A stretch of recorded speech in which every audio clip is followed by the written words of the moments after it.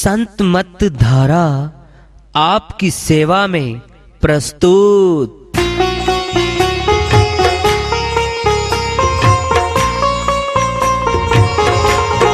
जो चाहता है प्रभु प्यारा वो आओ संत मत धारा। भक्ति भेद बता कर सारा वो कर दे भव के पारा। जो चाहता है प्रभु प्यारा वो आओ संत मत धारा। भक्ति भेद बता कर सारा वो कर दे भव के पारा। जो चाहता है प्रभु प्यारा।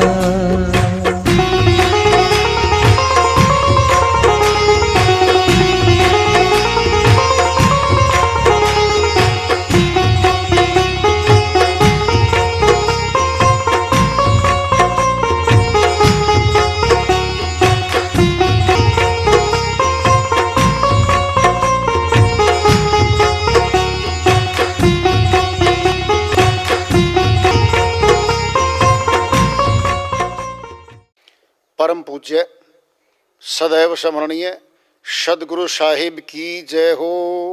सतनाम साहिब सर्व संतों की जय हो। उपस्थित आदर के योग प्रभु प्रेमी एवं जिज्ञासु आत्माओं, हम सभी पूर्ण पिता परमात्मा सभी श्रेष्ठों के रचनहार कुल मालिक हम सब के जीवन का आधार उनकी महिमा को सुनने के लिए एकत्रित हैं। मेरी सभी से अर्ज है कि मैं कोई जगत गुरु नहीं, कोई महाराज नहीं, कोई महामंडलेश्वर नहीं। मैं केवल सभी संतों की चरणों की धूल हूँ और आपका भक्ति मार्ग में सहायक हूँ। मैं अपनी सीधी साधी टूटी फूटी भाषा में, संदूकड़ी भाषा में भक्ति भेद के गूढ़ रहस्यों को उजागर करने वाले विचार आपके समक्ष रख रहा हूँ। यदि अच्छे लगे अपनाएं, नहीं तो गैर जरूरी समझकर विसार दें। आखिरी डोली है वो। एक डोली में तो शादी करके अपनी पत्नी को, धर्म पत्नी को लेके आता है, वो डोली थी। ये डोली आखिरी है। लकड़ी की आती है, लकड़ी घर में आ लेगी, फिर वही लकड़ियां ढेर सारी शमशान घाट में इकट्ठी हो जाएंगी। कह रहे हैं वो,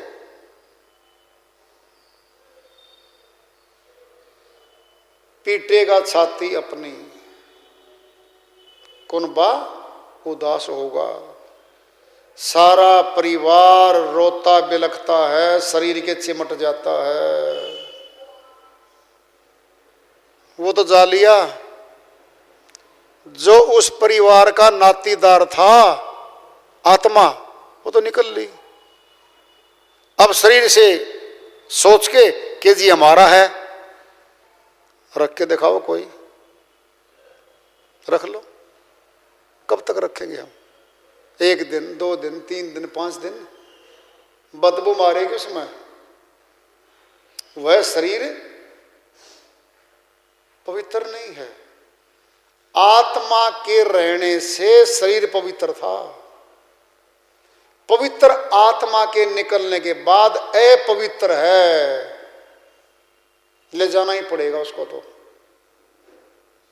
हिंदू सनातनियों में दाह संस्कार करते हैं लकड़ियों के बीच में, मुस्लिम और ईसाई में जमीन में दफनाते हैं, मिट्टी में मिट्टी मिला रहे हैं। कह रहे हैं वो, चुन चुन के लकड़ियों में रख दे तेरे बदन को, लकड़ियां इकट्ठी होंगी, उस पर मुर्दे को सुला जाएगा। आकर के झट उठा ले मेतर तेरे कफन को। वहाँ पर मेतर होता है, कोई बाबा जी होता है, शमशान घाट का कोई इंचार्ज होता है। कहेगा भाई एक कपड़ा छोड़ दो सफ़ेद सूती, बाकी को उतार दो। सारे महंगे महंगे शॉल, 5 शॉल से लेकर के 25 तक शॉल इकट्ठे ताजे, यूं के यूं साइड में हो जाते हैं। वही शॉल घूम के मार्केट में जाते हैं, अधमोल में तिजारत होती है। तिजारत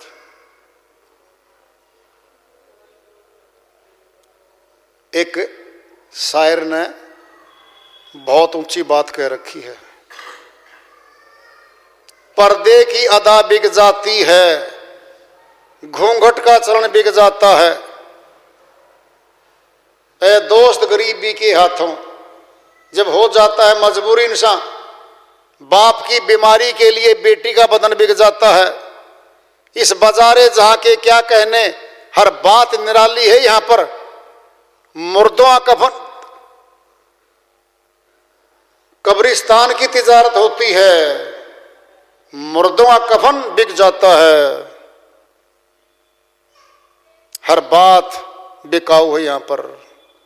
पर्दे की अदा बिक जाती है, घूंघट का चलन बिक जाता है।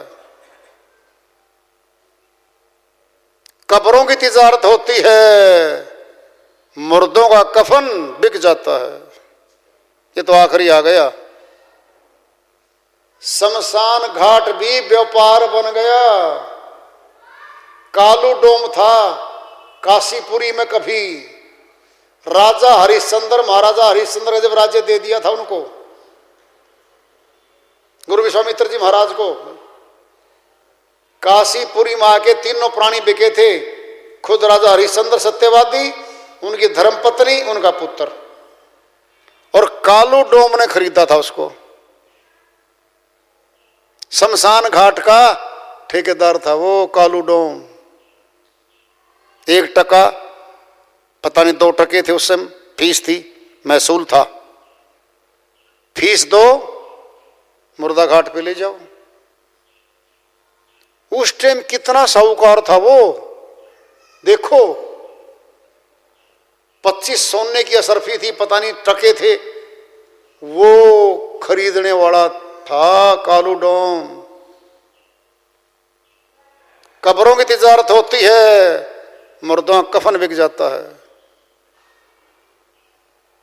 हर चीज बिकाऊ है, हर चीज का मोल है यहां तो। दुनिया एक बाजार है, बाजार में दुकानदार है और ग्राहक है। वस्तु सारी है यहां पर, अनबिकाऊ, अनमोल, अमोल तो भक्ति है। भक्ति भेद है, उसका तो कोई मोल लगा नहीं सकता, वह तो अमूल्य है। परमात्मा का सच्चा नाम तो अनमोल है, मुफ्त में दिया जाता है। क्योंकि आज तक संसार में कोई पैदा नहीं हुआ जो परमात्मा के सच्चे नाम का मोल लगा दे। खरीद नहीं सकता कोई, कोई बेच भी नहीं सकता, वो तो अनमोल है। जिसके पास होगा उसने भी श्रद्धा भाव से लिया है, मुफ्त में लिया है, बिना पैसे दिया लिया है। फिर वो पैसे कैसे ले लेगा उसके? जब उसमें रमेगा, अभ्यास करेगा, संतों की श्रीवाणी पढ़ेगा, तो वो कैसे ले लेगा? बाकी सब बिकाऊ है। परमात्मा के सच्चे नाम को छोड़कर सब लेने देने का व्यापार है जगत। श्रीवाणी चल रही है, मिट्टी में मिले मिट्टी नहीं, वो था चुन चुन के लकड़ियों में रख दे तेरे बदन को, आकर के झट उठा ले मेहतर तेरे कफन को। दे देगा आग तुझको बेटा जो खास होगा। ये कौन सा बेटा आ गया खास? प्रथम पुत्र है, उसको अख्तियार दिया जाता है पहले बेटे को। जिसने माँ बाप बनाए वो तो प्रथम आ गया। बेटे तो 4 हैं, 3 हैं, 2 हैं। अधिकार मुखाग्नि का प्रथम पुत्र को मिलता है, ज्येष्ठ को खास कह दिया। बेटा जो खास होगा, अगर वो नहीं है फिर नंबर 2 वाला 3 है तो फिर नंबर 3 वाला, दूसरा नहीं होगा तो उसको अधिकार दिया है। और सुनना है, और सुन लो, जब राज परंपरा थी, राजतंत्र था, राजाओं के यहाँ पुत्र होते थे, 3 भी हो सकते, 2 भी हो सकते, 4 भी हो सकते थे। प्रथम पुत्र को, ज्येष्ठ पुत्र को राज्य की गद्दी मिलती थी। श्री राम जी महाराज को, श्री राम जी को गुरु वशिष्ठ ने लगन शोध के और राजा का पद देने की महाराज दशरथ ने घोषणा कर दी थी। वो तो माता कैकेयी, मंथरा ने कहा कि माता तेरा पुत्र भरत तो राजा नहीं बन सकता, अब बड़ा सुपुत्र तो श्री राम है, राजगद्दी तो उसको मिलेगी। फिर सबको पता है, वर मांग रखे थे 2 पहले दे रखे थे महाराजा दशरथ ने। जब युद्ध में गई थी कैकेयी महाराजा दशरथ के साथ, बड़ा पराक्रम दिखाया था, खुश हुआ था महाराजा दशरथ कि तुझे 2 वर देता हूं, मांग ले। बोली समाने पर मांग लूंगी। वो समय आया, दोनों वर मांग लिए। हे दशरथ महाराजा, आज दोनों वर मांग रही हूं आपसे। कहता मांगो। प्रथम श्री राम, मेरे पुत्र को राज सिंहासन मिलेगा, राजगद्दी दोगे। नंबर 2, श्री राम जी को 14 वर्ष का वनवास। ये मांगा था उसने। क्यों मांगा था? वनवास क्यों मांगा? पता था कि भरत को की तुलना में श्री राम को जनता पसंद कर रही है। अगर श्री राम इस देश में, इस प्रदेश में रहेंगे ना, तो जनता विद्रोह कर देगी और भरत को गद्दी से उतार देगी और विद्रोह हो जाएगा पब्लिक में। श्री राम को लोग पसंद करते हैं। 14 वर्ष का वनवास मांग लिया, इसी बात के कारण के रुकावट दूर, राजगद्दी मिलेगी, मेरा पुत्र राज्य करेगा। क्या था? प्रथम पुत्र को राजा की गद्दी मिलती थी पहले, प्रजा उसमें राजतंत्र में। वो तो हो गया जगत का राजभोग। अब अंतिम संस्कार, अब अंतिम संस्कार तो पिता का होना है, माता का होना है। प्रथम पुत्र को मिलता है, ये सनातन में है। दे देगा आग तुझको बेटा जो खास होगा। मिट्टी में मिले मिट्टी, बाकी खाक होगी। सोने सी तेरी काया, जल करके राख होगी। इस शरीर को हमने खूब नहलाया, धुलाया, इत्र लगाया, पाउडर लगाया, रख रखाव किया, सुंदर बनाया, खूब चमकाया। सोने सी तेरी काया, जल कर के राख होगी। दुनिया को छोड़ तेरा मरघट निवास होगा। परिवार छूट गया, घर छूटा, गांव शहर छूट गया, मरघट में ले गए। क्या वही डेरा था? कह रहे वो जो प्रभु का भजन करते भव सिंधु पार होते। भवसागर से पार होके अमरलोक मुक्ति धाम आत्मा जाती। मनुष्य जन्म को जीत के जाती, प्रभु भक्ति नहीं करी और सब करया, सब कुछ किया। पैसा कमाया, मकान बनाए, महल बनाए, जमीनें खरीद ली, फार्म हाउस बना लिए, भक्ति नहीं कर पाया, केवल हार होगी, हार। जो प्रभु का भजन करते भव सिंधु पार होते, यूं माया मोह में फंसकर अनमोल जीवन न खोते। संत जी कह रहे हैं मोह में ममता में तू कमाता ही चला गया, भक्ति धन नहीं कमाया। जो तेरी खुद की पूंजी कमाने आया था वो नहीं कमाया। प्रभु का भजन कर ले, बेड़ा जो पार होगा। इस भवसागर में कश्ती है, नाव है, उसमें बैठ के हम पार हो जाते हैं। सतनाम, सच्चा नाम, परमात्मा का नाम नाव है। आत्मा उसमें बैठेगी, इस भवसागर से पार हो जाएगी। ये कहा है। हम कौन हैं? एक संत जी के पास कोई आया, दृष्टांत पिंड में ले लो, तो कहता भाई, संत जी बोले भाई आप कौन हो? सामने वाला बोला कि जी मैं तो मनोज हूं। कहता भाई मैंने ये नहीं पूछा, तेरा नाम नहीं पूछा, मैंने ये पूछा आप कौन हो? कहता जी मैं ब्राह्मण हूं। कहता भाई मैंने तेरी जाति नहीं पूछी, मैंने पूछा आप कौन हो? कहता जी मैं मास्टर हूं। अरे भाई मैंने तेरा पद नहीं पूछा,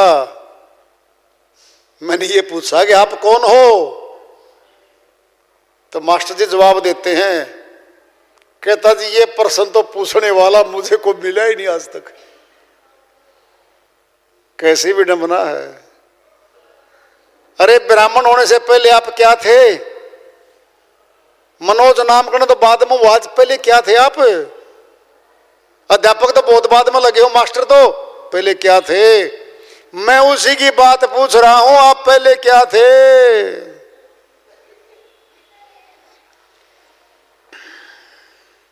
बैठ जाता है, चरण पकड़ता है कि जी मुझे बता दो मैं कौन हूं।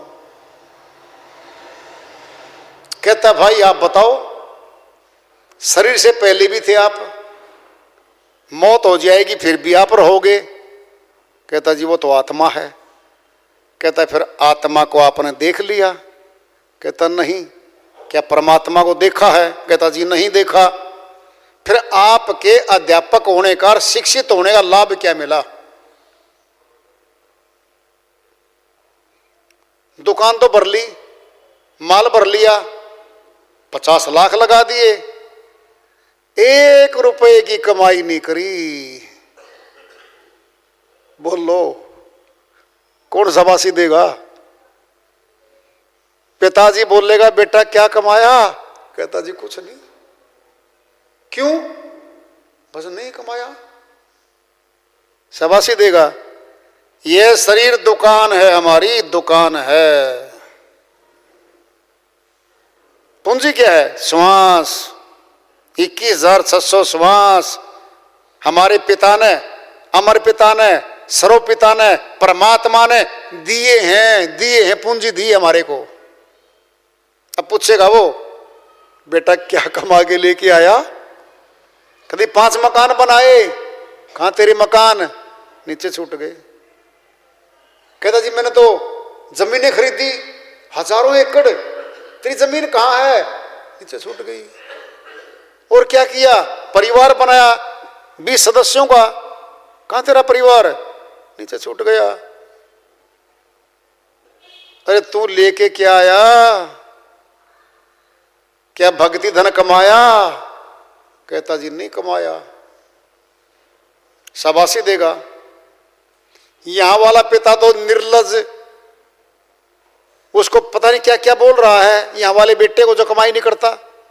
और वो अमर पुरुष, अमर पिता, सबका पिता, एक पिता, शाबाशी देगा इसको? नहीं, दंड देगा। ये दुकान छीन लो, भेज दो। दुकान क्या है? शरीर, छीन लिया, अब जा नीचे। 84 की तरफ रास्ता कर देगा। लग 84 के जीवों में सब महात्मा है।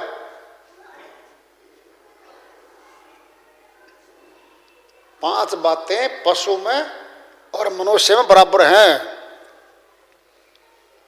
भोजन हम भी करते हैं, भोजन पशु भी करते हैं। निंद्रा हमको भी आती है, निंद्रा उनको भी आती है। बाल बच्चे पैदा वो भी करते हैं, पशु हम भी करते हैं। मौत का डर तो हमको भी है, उनको भी है। मौत से बचने के लिए वो भागते हैं। जंगल में दो ही है, शिकारी है और शिकार है। शिकारी ताकतवर पशु है, पीछे भाग रहा है, वो शिकार है सामने। तीसरा है कुछ नहीं, वहां तो शिकारी और शिकार। वो जंगल राज है।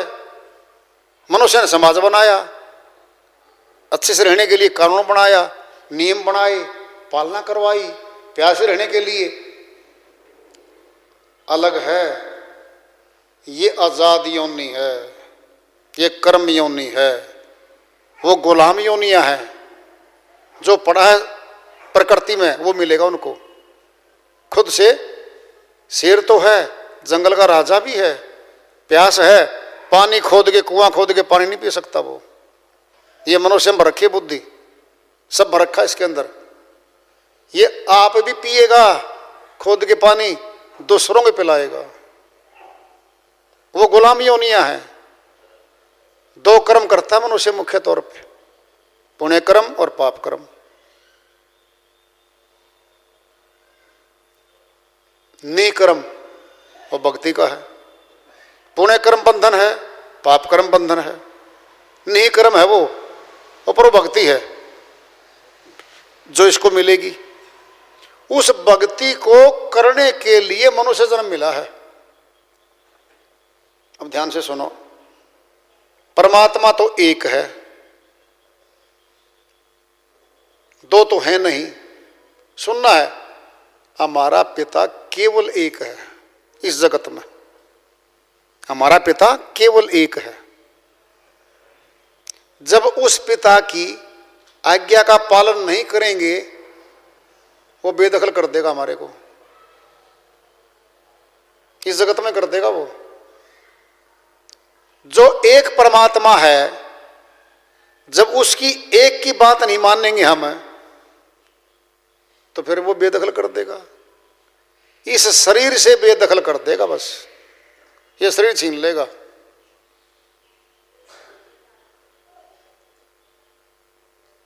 अंदर वाला बैठा अंदर, जब अंदर वाला नहीं रह जाएगा तो इस शरीर को लोग आग में जला के राख बना देते हैं।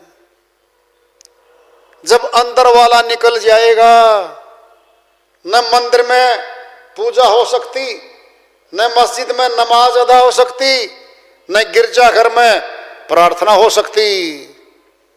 जब अंदर वाला निकल जाएगा, न दुकान में काम हो सकता, न खेत में काम हो सकता, न ड्यूटी नौकरी की हो सकती। जब अंदर वाला अलग हो जाएगा, ये बेगाना हो जाएगा, योनि बदल जाएगी इसकी।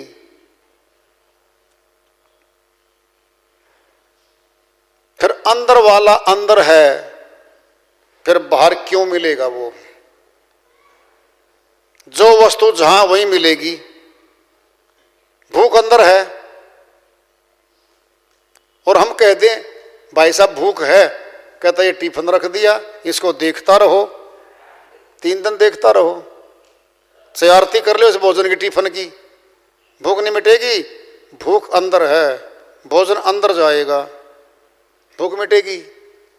फिर आत्म शक्ति तो अंदर है, बाहर क्या ढूंढ रहे हैं हम? हमें भटका दिया गया है। सुनना है, हम आते हैं यहां संसार में, मकान मिला बाहर से मिला, दुकान मिली बाहर से मिली, खेत मिला बाहर से मिला, पत्नी मिली बाहर से मिली। अब परमात्मा भी सोचते हैं बाहर से मिलेगा, कि परमात्मा ही बाहर से मिलेगा। बाहर से क्यों मिलेगा? वो अंदर बैठा है। घट में है सूझे ना ही लानत ऐसी जिंद, तुलसिया संसार को भया मोतिया बिंद। गोस्वामी जी महाराज रामायण का पाठ तो करते हैं हम, फिर समझ तो लोग कह रहे हैं वो। घट में है सूझे ना ही, घट में बैठा तेरा परमात्मा तो सूझता नहीं है, दिखता नहीं है। लानत ऐसी जिंद, हे मनुष्य लानत है तुझे तेरे ऊपर। तुलसिया संसार को भया मोतिया बिंद, मोतिया बिंद पड़ गया, आंख में दिखता ही नहीं है। अज्ञान रूपी मोतिया बिंद पड़ा सबकी आंखों में, उसको देख ही नहीं पा रहे हैं। घट में है भीतर है, फिर भीतर में लो। खाना पीना अंदर, बोलचाल अंदर, जीना मरना अंदर, फिर बाहर क्या है? बाहर भटकाव है, बाहर लूट है, ठगी है, धोखा है, विश्वासघात है। बाहर तुम कर लो ना कोई चीज, कमाओ दुकान में पैसे और बाहर सड़क पे रख दो पैसे। लो जी 10,000 कमाए हैं, रख दो बाहर सड़क पे। बोलो अंदर हैं, गले के अंदर हैं, तिजोरी में है भीतर हैं, और थैले में भीतर हैं, और घर में भीतर लेके आ रहे हैं। हम अपना घर कह रहे हैं, वो तो बाहर की वस्तु है। थैले में बाहर है, घर में ही बाहर है, बैंक में जमा कराएंगे तो भी बाहर है। घट के भीतर तो नहीं आ रही वस्तु, वो धन, वो पैसा, वो जेवर घट के भीतर तो नहीं आ रहा। इसीलिए हमारा नहीं हो पाया, वो नहीं हो पाया हमारा वो।